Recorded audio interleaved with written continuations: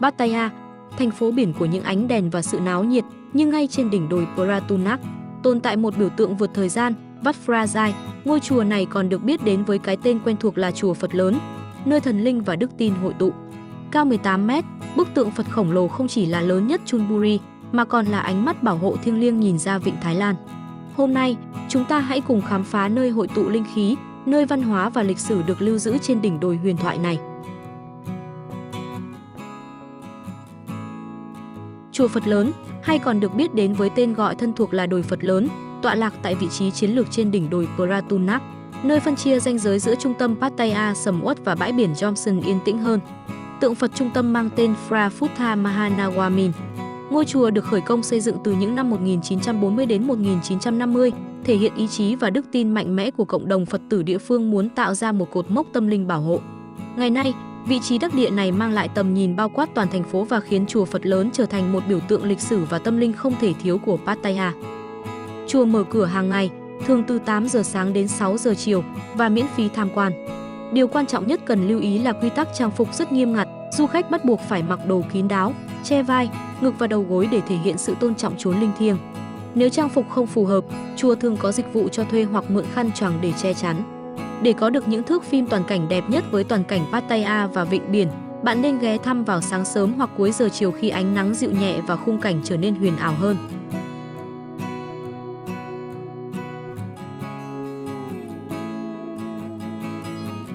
Để lên đến sân chính chiêm bái, du khách phải chinh phục một thử thách thú vị, cầu thang dài với hơn 100 bậc. Đây không chỉ là một lối đi, mà là một hành trình thanh lọc, nơi mỗi bước chân giúp ta bỏ lại sự ồn ào của thế giới trần tục và cảm nhận sự trang nghiêm. Con đường này được bảo vệ nghiêm ngặt bởi cặp rồng Naga 7 đầu mạ vàng uốn lượn hùng vĩ chạy dọc hai bên lan can, tạo nên một lối vào hoành tráng và huyền bí. Trong tín ngưỡng Phật giáo và văn hóa Thái Lan, rồng Naga là sinh vật thần thoại vô cùng quyền năng. Không chỉ có nhiệm vụ canh giữ và bảo vệ lối vào cõi Phật, mà còn đóng vai trò là cầu nối linh thiêng giữa mặt đất và bầu trời. Sắc vàng lộng lẫy của chúng tượng trưng cho sự thịnh vượng và quyền lực tối cao, đồng thời có nhiệm vụ hướng dẫn dòng năng lượng tích cực và bảo hộ người hành hương trong suốt chặng leo. Quá trình leo lên các bậc thang này cũng là một nghi thức ngầm để thanh lọc tâm hồn trước khi diện kiến Đức Phật khổng lồ. Ngay tại chân và dọc theo khu vực này, du khách sẽ bắt gặp các quầy hàng dâng lễ rực rỡ sắc màu, chuẩn bị sẵn sàng cho nghi thức gặp gỡ Đức Phật và các nghi lễ tiếp theo. Tại đây, mọi người mua hoa sen, nến, nhang và lá vàng để thể hiện lòng thành kính và cầu nguyện cho sức khỏe, may mắn, tạo nên một không khí chuẩn bị tâm linh rất đặc trưng của người Thái.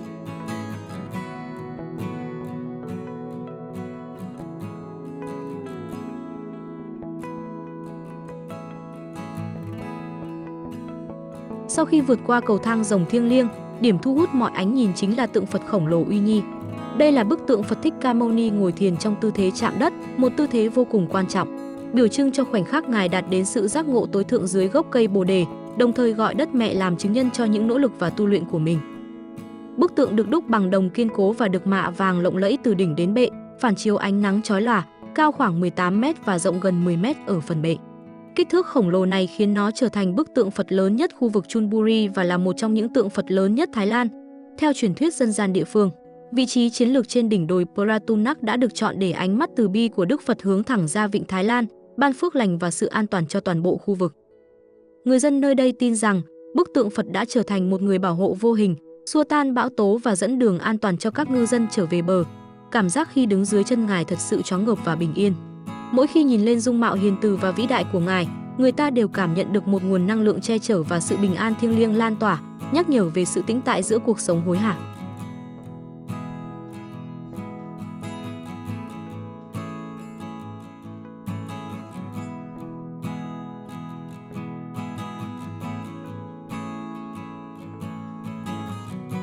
Tuy nhiên, sự linh thiêng của chùa Phật lớn không chỉ nằm ở bức tượng khổng lồ này. Khi chúng ta tiến vào sân chính, quý vị sẽ thấy một nét văn hóa Phật giáo Thái Lan vô cùng độc đáo và mang tính cá nhân, hàng loạt các bức tượng Phật nhỏ được đặt trang trọng xung quanh. Mỗi bức tượng này đại diện cho một ngày trong tuần khác nhau, từ thứ Hai đến Chủ nhật, với những tư thế riêng biệt.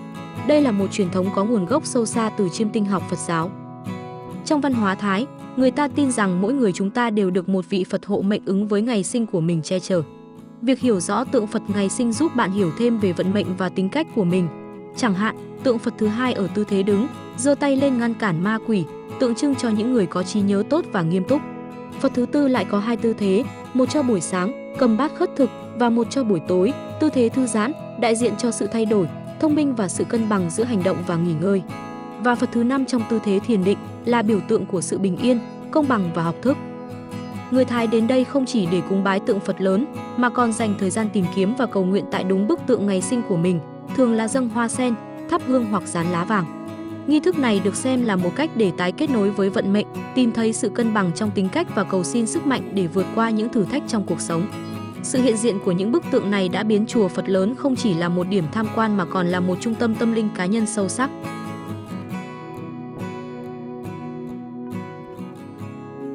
Và ngay cạnh khu vực tượng Phật ngày sinh, chúng ta sẽ bắt gặp một thánh tích cực kỳ quan trọng, dấu chân Phật hay Phra Phuthabat. Theo truyền thuyết, dấu chân Phật là một trong những biểu tượng đầu tiên được sử dụng để đại diện cho Đức Phật trước khi có tượng Ngài. Tại đây, phiến đá có khắc dấu chân khổng lồ được đặt trang trọng dưới mái che vàng, tượng trưng cho những bước chân đầu tiên của Đức Phật trên trái đất. Dấu chân này đại diện cho sự hiện diện và giáo pháp của Ngài đã lan tỏa khắp thế gian. Người hành hương thường thả tiền xu hoặc đặt hoa để cầu nguyện và bày tỏ lòng thành kính tuyệt đối. Từ chùa Phật lớn, chúng ta có thể ngắm toàn cảnh thành phố Pattaya tuyệt đẹp. Từ độ cao này, bạn thấy rõ sự tương phản giữa sự tĩnh lặng của chùa và nhịp sống sôi động bên dưới, với bãi biển Jomson xanh ngắt và vịnh Thái Lan tuyệt mỹ. Đây thực sự là điểm ngắm cảnh đắt giá nhất Pattaya. Và để kết thúc chuỗi nghi thức cầu phước lành tại sân chính, chúng ta không thể bỏ qua một hình thức dâng cúng độc đáo khác, các cột dâng tiền, hay còn gọi là cột phước đức. Các cột trụ này được đặt ngay trước tượng Phật lớn, nơi du khách đặt những tờ tiền giấy cuộn lại vào các khe hở. Nghi thức này thể hiện lòng hảo tâm và sự ủng hộ của Phật tử vào việc duy trì và phát triển Phật Pháp. Mỗi tờ tiền được cắm vào cột không chỉ là một khoản quyên góp, nó là một lời nguyện cầu thầm kín, một hy vọng về tài lộc và sự thịnh vượng được gửi gắm đến Đức Phật. Đây là một cách tuyệt vời để kết thúc phần chiêm bái và mang lại may mắn về mặt tài chính cho chính mình.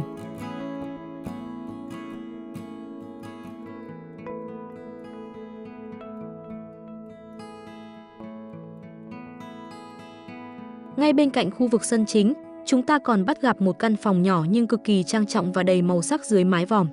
Đây là nơi thờ phụng tôn nghiêm, với hai bức tượng Phật bằng vàng đặt ở hai bên, và nổi bật ở vị trí trung tâm là chân dung của vua và hoàng hậu Thái Lan. Việc đặt ảnh hoàng gia trong các khu vực thờ cúng tại chùa chiền là một truyền thống lâu đời và thiêng liêng của người Thái, thể hiện sự tôn kính tuyệt đối đối với hoàng gia, những người được xem là biểu tượng của quốc gia và là người bảo hộ Phật giáo. Điều này phản ánh mối quan hệ không thể tách rời giữa quốc vương, Phật giáo và dân tộc. Sự kết hợp này đã tạo nên một nét văn hóa tâm linh độc đáo và sâu sắc, một giá trị cốt lõi chỉ có thể tìm thấy ở Thái Lan.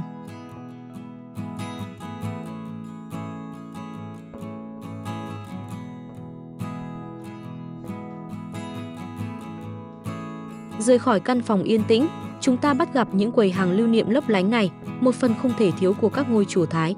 Đây không chỉ là nơi mua bán thông thường, mà là nơi trao đổi các vật phẩm mang tính tâm linh. Quý vị có thể tìm thấy đủ loại bùa hộ mệnh, mặt dây chuyền Phật, vòng tay may mắn và các tượng Phật nhỏ theo ngày sinh. Người Thái tin rằng, việc thỉnh những vật phẩm này về nhà sau khi đã cầu nguyện tại chùa sẽ giúp tiếp tục nhận được năng lượng và sự bảo hộ từ Đức Phật. Những món quà lưu niệm này là cách tuyệt vời để mang một phần phước lành và văn hóa Thái Lan về nhà.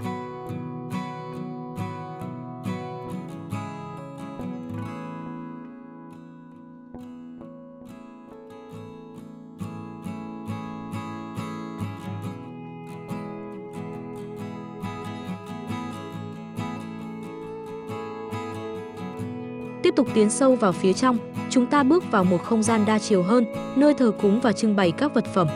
Khu vực này được thiết kế để tôn vinh cả Đức Phật và những bậc tiền bối đã có công duy trì giáo lý. Đầu tiên là khu vực trưng bày với các tủ kính được chiếu sáng cẩn thận. Bên trong, quý vị sẽ thấy một bộ sưu tập đa dạng các vật phẩm linh thiêng, tượng Phật nhỏ được chế tác tinh xảo từ nhiều chất liệu khác nhau và những vật phẩm dâng cúng quý giá qua các thời kỳ. Mỗi vật phẩm này không chỉ là một món đồ vật chất, chúng đều mang trong mình lịch sử phát triển và sự sâu sắc của Phật giáo tại Thái Lan, là biểu tượng của lòng thành kính và sự cúng dường qua nhiều thế hệ.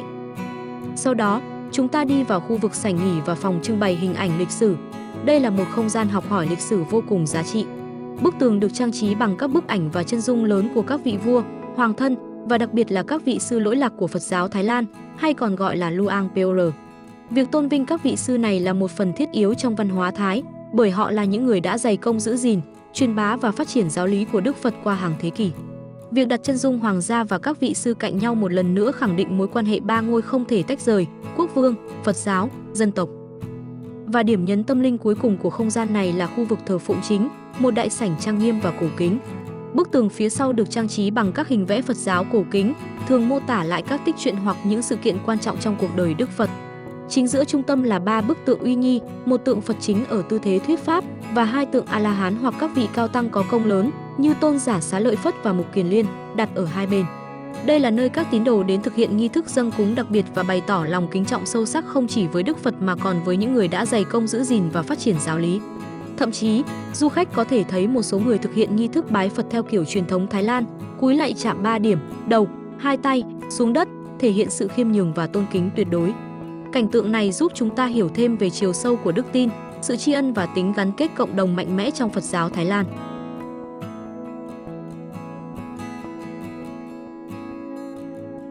Và như vậy, chuyến hành trình tìm về sự tĩnh lặng trên đỉnh đồi Phật lớn đã khép lại. Chùa Phật lớn không chỉ mang đến cho chúng ta những bức ảnh toàn cảnh Pattaya tuyệt đẹp, mà quan trọng hơn, nó đã cho chúng ta thấy được chiều sâu của tín ngưỡng, sự tôn kính hoàng gia và nét đẹp văn hóa tâm linh độc đáo của người Thái Lan. Đây chắc chắn là một điểm đến không thể bỏ qua trong sổ tay du lịch của bạn. Nếu bạn thấy video này hữu ích, đừng ngần ngại nhấn like và chia sẻ đến bạn bè nhé. Hãy đăng ký kênh và bấm chuông để không bỏ lỡ các khám phá thú vị tiếp theo của chúng tôi về các vùng đất huyền bí và tuyệt vời khác. Xin chào và hẹn gặp lại các bạn.